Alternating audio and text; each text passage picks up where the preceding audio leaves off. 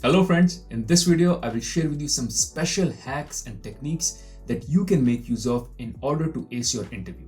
Now on this channel I've made and published numerous videos with regards to interview taking, the kind of questions you should expect, how to answer different questions, resume writing and so on and so forth.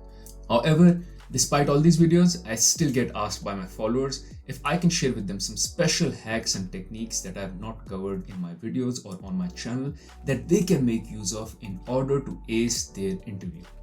So here in this video, I will cover those special hacks and techniques, most of which I have not covered previously on my channel, that will certainly help you come out as a winner in your interview. So stay tuned. Now, anytime I put a video together, so apart from putting in my own knowledge, I also go and research the topic on the web just to make sure that I don't miss on anything. And if there is anything that is very critical and I'm missing on it or I don't know already, then I learn it and I add it in these videos or in these topics that I publish. However, for this very topic, when I was searching on the web, I found the advice and the suggestion either very fluffy or simply a matter of fact. Now, these are certainly good tips, but very standard suggestions and nothing out of this world. And especially for someone coming out of the college, this is like something very much given, like you know all this already. You don't need to go and check out a 10-minute video to understand or find out more hacks than knowing that you need to dress up well, you need to be confident and so on and so forth. Hence, in this video, the hacks or the tips and tricks that I will cover are not available on the web. At least I couldn't find them. And if you do, just post it in the comments and let me know where to look for them, and maybe I missed it and I would love to be corrected on that matter. So for that matter, make sure you pay good attention to whatever I cover in this video all till the end. So number one hack is always try to schedule your interview towards the end. That is the last interview. What I mean by that is whenever you're given an opportunity or option by the recruiter to select from 3 or 4 different slots, an interview slot which is more convenient for you, always try to pick the last slot. The reason behind that is that when you pick the last slot, you benefit from the recency effect. Because the person who is interviewing, let's say throughout the week, starting from Monday to Friday, and let's say he has 5 interviews, and if you pick the last one which is on Friday, then once he's done with your interview, he will remember you more than the person who he interviewed on Monday because of the recency impact. So now when he goes and he debriefs about the interview with other interviewers who also connected with you and took your interviewer, or he debriefs with the hiring manager, he has more things to say about you. Now this can go both ways, which is if you have a bad interview, then he will remember it because it will have a recency effect. But if you had a bad interview, in any case, you won't be getting into whether you do it on Monday or Friday. But if it's a good interview and you deliver it on Friday, by Friday I mean the last interview, that recency effect magnifies the good performance of your interview. Now I have a separate video made where I cover this tip and other similar tips on how you should go about setting up your interview. You can check out those tips here in this video. Now just a call out before going further. In case you find value in this video, I have 2 requests. One is press the like button. It keeps me motivated. And second is subscribe to the channel so you get notified as soon as I publish a new content. On this channel, I publish twice a week content related to career success and financial success for early and mid-career professionals. Second is about winning the first 5 minutes of your interview. It is just like if you are presenting to a big crowd. If you go on the stage and for the first 5 minutes, you memorize your speech, like how you talk about yourself, who you are, or how you introduce the topic. And if you can ace the first 5 minutes, there will be 2 impacts. One is because you memorized and you give an impactful speech without any error and it's a flawless speech, you feel confident because you delivered those 5 minutes with confidence and with accuracy. Second impact is the audience mellows down as well because now they are looking up to you because you presented such a great show in the first 5 minutes that they have relaxed and they are not questioning your performance anymore because they're confident that you did the first 5 minutes so good that you will continue to carry that performance. So one, you are confident, and second, the audience, they feel that you are confident and you are someone who is very much in control. Similarly for interviews, when you come in, the first 5 minutes is about introducing yourself. Now this is one question which is very important in my opinion, and I've seen it in my experience as well, but very underprepared because it's like I need to introduce myself. I can introduce myself anywhere, but this is one question which you need to prepare to max. And the reason I say this is because this is the question which comes the first, and you need to prepare it well and ace it. Because if you ace this question and the first 5 minutes you rock it, like you deliver a flawless speech, then you've suddenly controlled the entire room. The interviewer is impressed. Now he's all eyes, all ears, because he loved your answer so much. And more so because of the fact that the interviewer was not grading you on this question. He simply asked you a question without judging you as to how was your day or introduce yourself. And suddenly you come up with a very strong and nice story to tell. And that is where it is, his attention is all for you. And you start to feel confident as well because you delivered a very flawless and accurate speech. Now, I've made a separate video on how you should go about introducing yourself. I highly urge you check out that video. I cover more nuggets than what I've covered here in that particular video, where I talk about how you should go about introducing yourself, what are the things you should talk about, how you should present your story, and so on and so forth. So do check out that video. Now, the next one, which is somewhat similar, is that your goal in the interview is to come across as someone who's likable. I rather hire someone with whom I can have a good conversation, who's likable, because that is an individual who I will enjoy working with. And I want to hire someone I enjoy working with versus trying to hire someone who is intelligent, but someone I cannot work with. I don't enjoy working with, I cannot gel in together.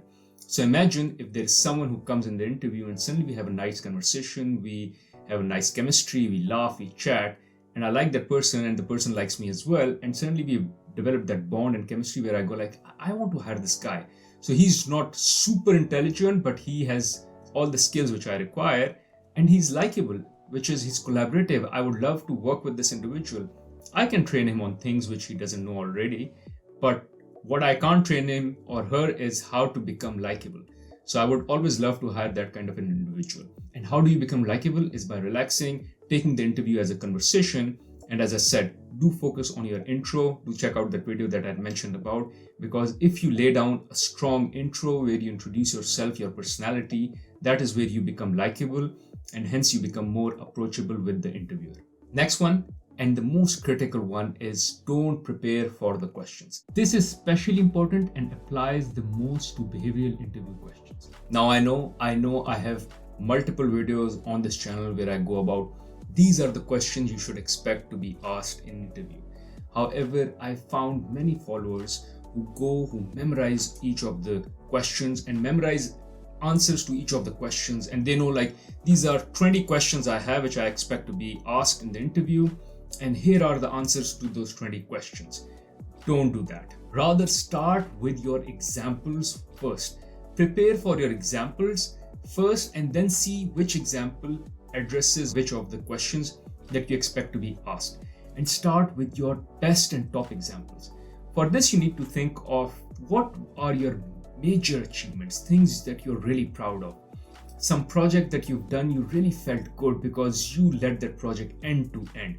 And I'm sure if you think hard, or rather you don't really need to think hard, you should be easily able to come with 5 such projects which you're really proud of, which you had fun doing, you led end to end, and you had very big impact, and like the stakeholders were really happy and you had a major impact and they really were appreciative of your effort that you put in those projects. List down those 5 examples and then see how those 5 examples can cover all the questions that you have listed. I can assure you with those 5 top examples, you can cover 90% of the questions. So whatever question comes your way, you can use one of those examples, tailor it a bit and use it to answer the question. So let's say it's a leadership question, you can use a leadership example. If it's a question about how did you reduce cost or how did you reduce or optimize time, maybe it's the same example where you showed leadership and you were able to drive the cost down. Now the same example can be used for driving the cost down. Now I don't mean to say that you answer 2 questions with the same example, which is using the same example twice. Rather, what I mean to say is that you can always play between those 5 examples and see which one do you want to share and how do you want to share it and how do you massage it and change it in a way where you can address any question that may come in the world at you. This way you don't have to go through memorizing all the questions and then trying to find an answer to each question. Rather, you start with your top best examples and then address anything that comes your way. I also have a video where I explain this idea or this thought in detail and some other relevant inputs or suggestions on how to prepare for an interview. So do check out that video as well. Another somewhat related is make sure as you are going through the interview that you start with the best example first. So let's say you have 5 examples, but I'm sure even in those 5 examples, there would be one example which would be better than all others. There would be second example which would be the second best versus all others. So rank them in order of 1, 2, 3, 4 priority, or in order of their being most impactful or being the best examples. And try to use your top example first, which is whatever question comes to you first, start with the best example. It is exactly similar to what I said about introducing yourself. If you can start the interview with a high score, with accuracy, with perfection, even if you do a blunder towards the end, it will be okay. It will all be wiped out because the interviewer is already in awe with you, with the great introduction you gave, and then you start with your best example, and they already like you now. They are in awe with you, you are confident, you are doing good. And by the end, if even there is a small blunder here and there, it will be all ignored because the interviewer is just in love with you, how you started the interview. So always try to use your best example first. Now, it may not be always possible because the interviewer may ask a very specific question. Let's say they ask a question about, tell me about a time where you had a conflict. And the conflict example is very specific. And it is not your top example, it is your least best example out of the 5. Then hard luck, you go with that example, you don't have a choice. But if it's an open question or a question for which you can use multiple examples, let's say usually leadership, tell me about a time when you came up with this idea, tell me about a time when you reduced the cost and stuff like that, you can always play with the examples, tailor them, but try to use your best example first. Now next is about reverse interview questions. These are questions that you usually ask towards the end of the interview, where the interviewer opens the floor to you and says, okay, I'm done with my interview. Now, do you have any questions for me? Here, make sure, and I've seen many people do this, don't ask questions to sound intelligent. And I'll give you an example, the kind of questions people ask to sound intelligent. They will ask a question about, tell me about sustainability projects and what is the company doing about sustainability? I am so much interested in sustainability. I know so much about sustainability. Now, the person might be a finance guy, an HR guy, or even a marketing guy who has no influence on sustainability because the sustainability agenda is being driven by somewhere in the corporate, in the global headquarters. And they will try to make up an answer. They will try to throw in 1 or 2 things here and there, or something that they've learned or read in any of the memos that came in. And when they start answering this, even they are not interested and they just try to answer because they don't want to sound dumb. So they'll give you an answer. So don't try to ask questions which, even when someone is trying to answer, it is not related to their field. It is not something that interests them. So don't ask the interviewer questions that doesn't interest them just because you want to sound smart. You want to sound as if you are a person who came in all prepared, who read the annual report, who read all about company, their initiatives, and now they are trying to act smart and try to project that how intelligent they are and how they've done their homework. Don't do that. Rather ask questions in a way to project to the interviewer that you are the best candidate. Now, who is the best candidate? The best candidate is not someone who knows about sustainability. I don't care. Or someone about the stock price dropping. I don't care. The best candidate for me is someone who is committed, who is passionate, who is a fast learner, who is a good communicator. So you need to talk and ask questions around that so you can project that image of yourself. For instance, one question could be, can you tell me about what are the growth and development opportunities? Now I'm interested because I am hiring you. I'm developing you. I want you to grow in the company. So this is all in my interest. And also I want someone who's hungry for growth, who's hungry for development, because this is the kind of individual who will be engaged at work. And I want to hire this guy. And suddenly I want to talk about all this. And then I think that this guy was interested in growing and developing. So this is the kind of person I want to hire. So make sure you ask questions to try to project yourself as the best candidate, as trying to project yourself as someone who's done the homework and is intelligent. Now on the same topic, I have a separate video made where I explain this in detail. What are the kind of questions you should ask and how do you project yourself to be someone who is hireable and a good candidate, you can check out that video here. Now, on the same lines, in the reverse interview question, you can do another trick, which is call out the interviewer and ask him directly if there was anything else they wanted to ask you. It's like you putting the question bucket or question mic back to them, because you want to ensure that if there was some doubt left in their mind and they were like, maybe I'm just running out of time and this is a doubt I have and probably I'll just fail this guy and move on, and he or she doesn't end up asking that particular question or that area to you. But now when you force them and say, is there anything else you would like to know to make sure that I am the right candidate for the role? And suddenly now their brain is thinking and they go on the same place where there might be some red flag about you not being the best guy at analytics or leadership and all. And they may tell you either just clearly say no. If they clearly say no, then they are in pressure. So it's a good thing because they will feel the pressure of hiring you because they already told you that there was no red flag, like you were the right candidate or you did good in the interview. So there is nothing for me to call out and say, I didn't understand this part or this part was a little weak, because you asked that question, they answered saying no, and now there's pressure while they are walking out of the room to pass you or clear you for the interview. Now, this doesn't mean that they'll clear you, they'll still evaluate other candidates and they may find a better candidate, and the response would be, I found a better candidate. But at least they will make sure they don't fail you. They will still pass you but may not hire you because there's a better candidate. And the reason they won't fail you is because the onus is on them and the pressure is on them, because they clearly said in the interview that you did nothing wrong. So, which means you did everything right. And second, there might be something that you did wrong or you didn't answer or he didn't or she didn't ask you at all. And suddenly you ask this question, is there anything else you want me to tell you so that you are sure that I'm the right candidate for the role? And now they may ask you that particular question, which they could have missed. And if they had missed that question, they would not have hired you or cleared you for this interview. So it's kind of a safe play and making sure you use this time, which is kind of given to you to ask questions. Again, as I said, don't try to be intelligent. Use this time intelligently and ask them if there is something which is left that they want to know better. Now, when you're delivering your answer, also try to take note of the fact that whether the interviewer is taking notes or not. Now, this is very much easy if they're writing down with a pen on paper. But if they're typing, then you might have to observe a little more just to understand whether they're taking notes or not. The idea behind this is that when someone is taking notes, it means that you're saying something which is very important, they don't want to miss and they want to capture it. And if they continue to take notes, it means you should continue to speak about it more and more because they are interested, they're writing about it, and it is all good. But on the other hand, if they stop taking notes and you're speaking, let's say speak for 30 seconds and they're not taking any notes, and you speak for another 15 seconds, no notes, another 15 seconds, now it's a full 1 minute and no notes.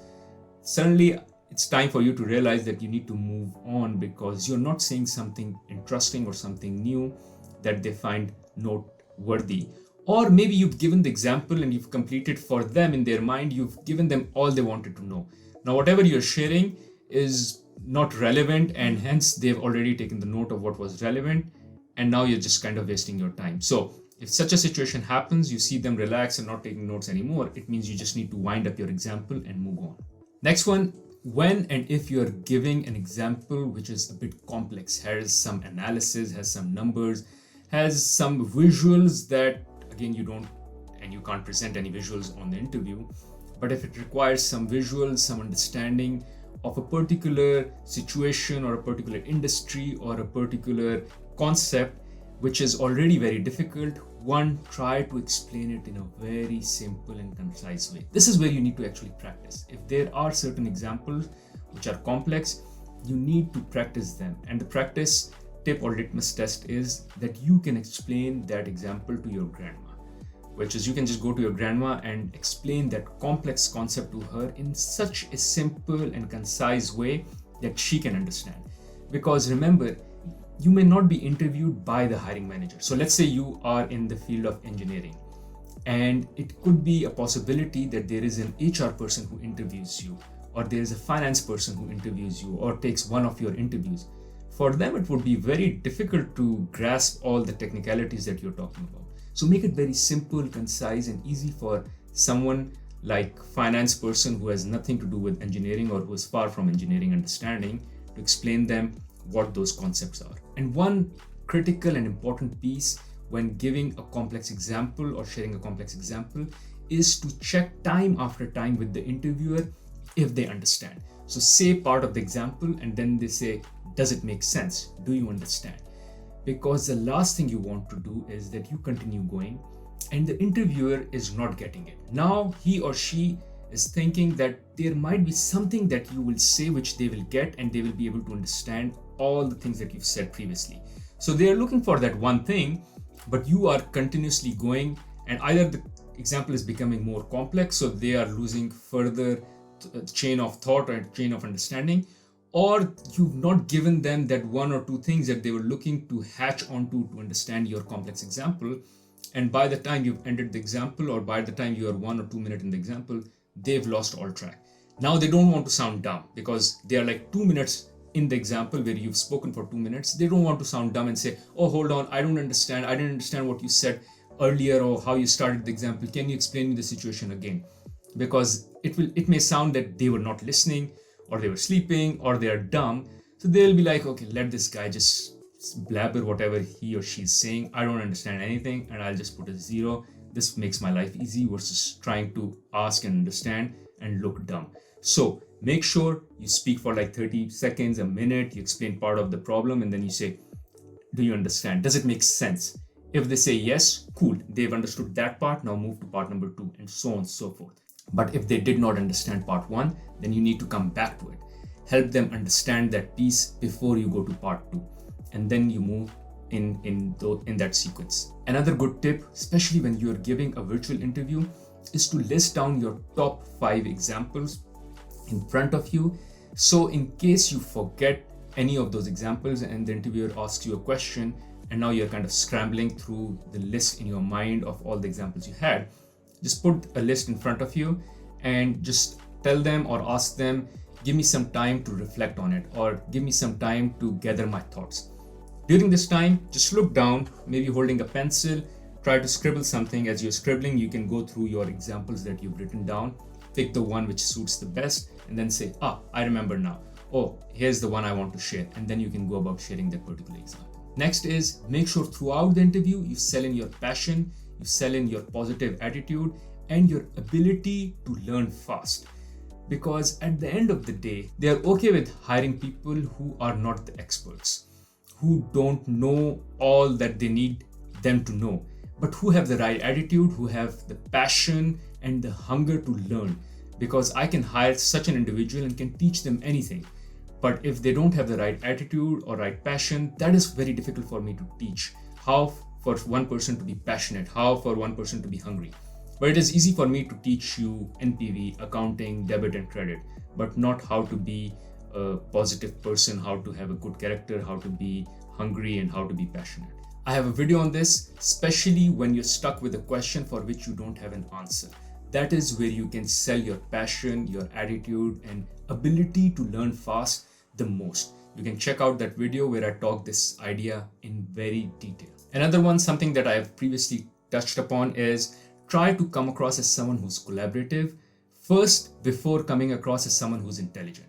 As I said, I'd rather hire someone in my team who will collaborate with everyone else, because at the end of the day, it is team effort. You won't be doing anything alone. You will be working in a team environment, and you will be working with the team. You will be working in a compromise situation at times as well. So someone who can collaborate with the team as against who's just intelligent but not collaborative. So come across as collaborative first and then intelligent. Hopefully you found value in this video, and in case you did, I'm sure you will also find value in a video I created for resume writing. Because a lot of time you are not called for the interview, and it could be just because your resume was not strong enough for it to be picked. So check out this video. And secondly, I have made a video which is assuming you get selected and you start your career. This is one video which is very critical. That is how to manage your manager. Do check this out as well, as it will set the right foundation for your career success in Procter & Gamble, or for that matter in any other company. Thank you.